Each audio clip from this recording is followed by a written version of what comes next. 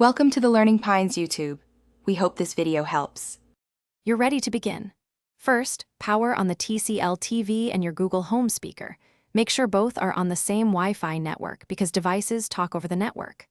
Open the Google Home app on your phone, sign in with the account you use on the TV, then tap Add, followed by Set up Device.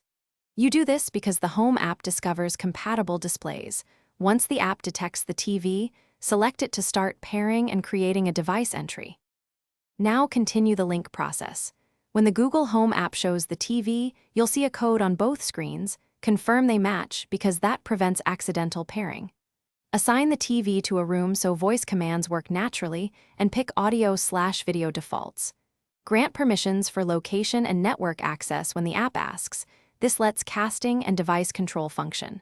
Once configured, Google Home finalizes setup and registers the TV. Finish by testing control. Say a simple command.